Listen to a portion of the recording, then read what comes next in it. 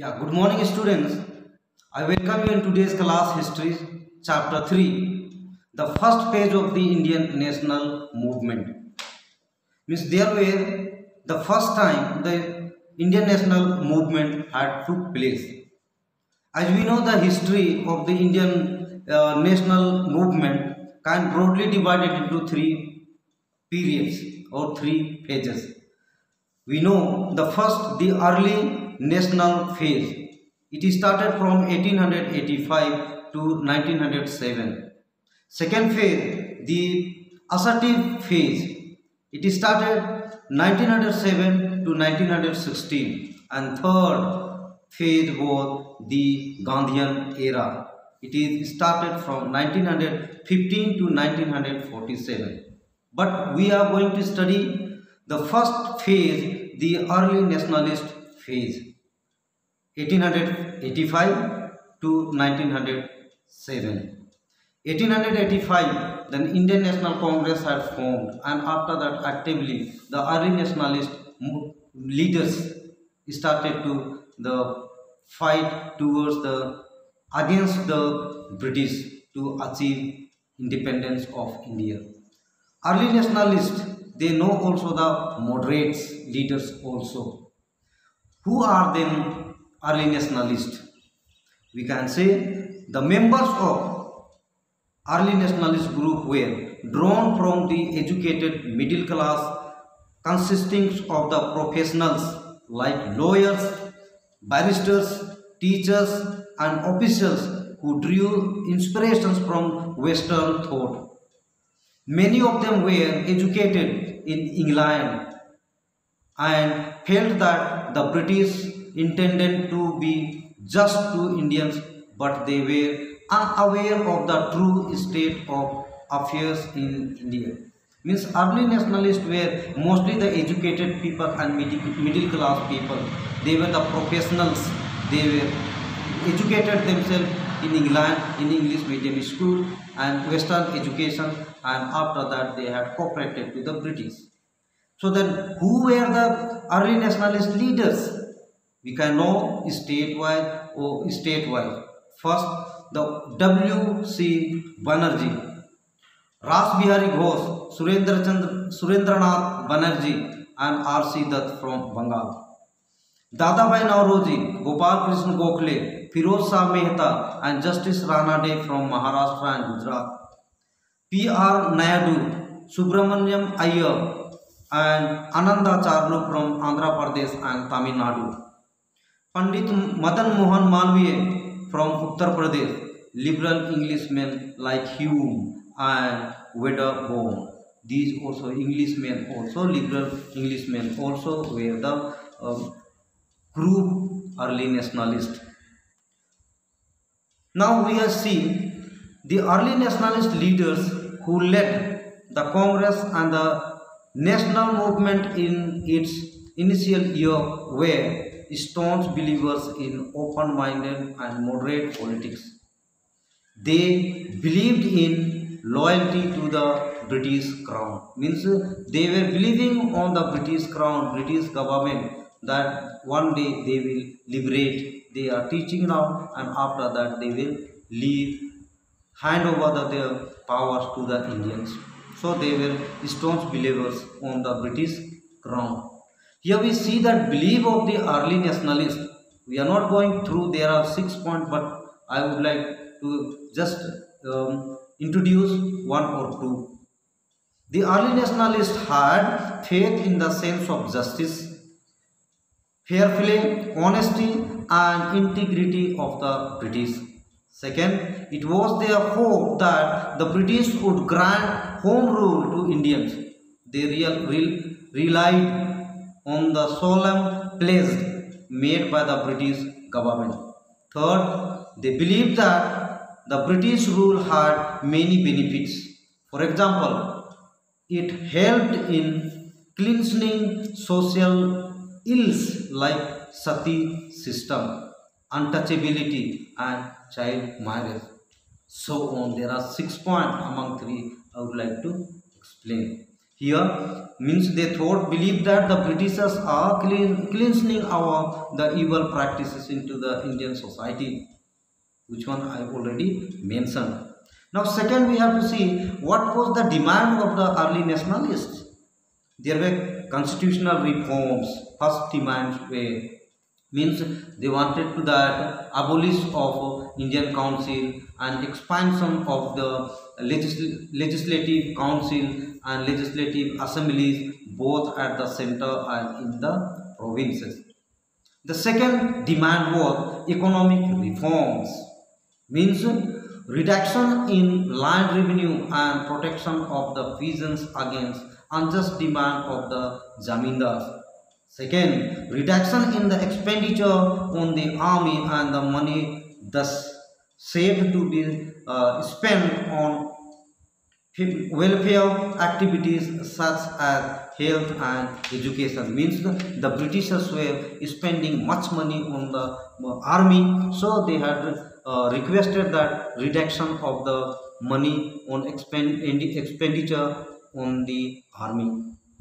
Third demands were administrative, means demand for Indianization of services through simultaneous Indian civil service examination in England and in India must take place. Means the civil service examination was later on held only in England, and the age from 21 to 19 they have reduced. So they wanted to increase the age for from 19 to 21, and not only in England but also in India also the civil service examination must take place. Fourth demands were defense of civil rights, the removal of the restrictions imposed by the British government on the freedom of speech and the freedom of the press, abolitions of the Preventive Detention Act and restoration of the individual liberties. Third, restoration of rights to assemble and to form association, which one by the British government abolished to the Indians. So they had demand that these kinds of the civil rights should be imposed and given to the freedom to Indians. Now we have to study about the objectives and methods of the early nationalists. So there are two types of that methods, and there we will see the objectives of the early nationalists. The method popularly known as constitutional agitation method was followed by the early nationalists. They believed in the policy of constitutional agitation within the legal framework and slow orderly political progress. The methods adopted by the early nationalists had two objectives. First set of methods. Their first objective was to educate people in India in modern politics, to arouse national political consciousness and to create a united public opinion. Means they wanted the first objective of the early nationalists was to educate people in India in modern politics, so that they may able to understand and make aware to the people about the British policies. Here we see the first method. They held meetings where speeches were made and resolutions for popular demands were passed. Second, they made use of this press to criticize government policies. Third, they sent memorandum and petitions to government officials and the British Parliament. These petitions were carefully drafted with facts and arguments. Though these petitions were addressed to the government, their real aim was to educate to Indian people. Through the different methods, means some meetings and speeches were provided by the Indians. Second set of methods. The second set of the methods of objectives of the early nationalist war to influence to British government and the British public. Means first objectives were to educate the Indians and make aware to Indians about the politics of the British.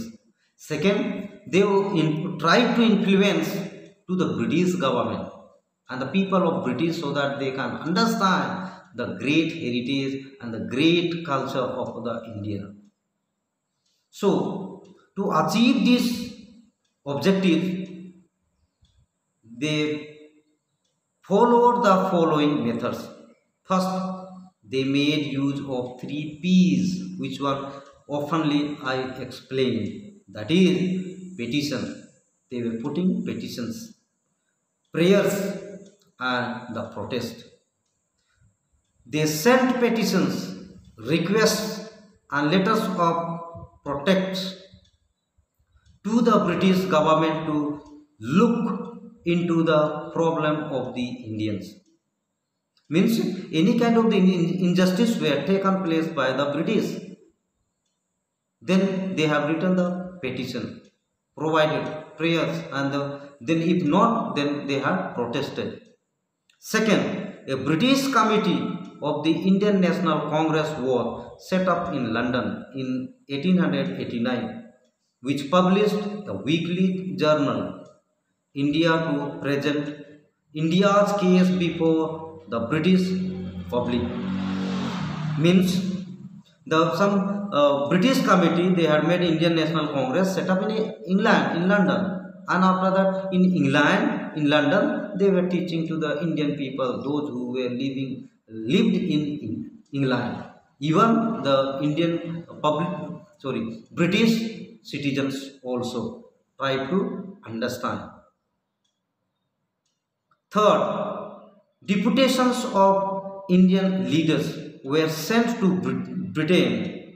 These political leaders carried on active propaganda in Britain. For example, Dadabhai Nauroji spent a major part of his life in Britain to create awareness among British people and politicians about the plight of Indians. Means Dadabhai Nauroji spent his life in England and tried to make aware about the Indians' culture, Indians' methods, about the heritage, and tried to make them to British so that they may not exploit to the Indian resources or they may not discriminate to Indians.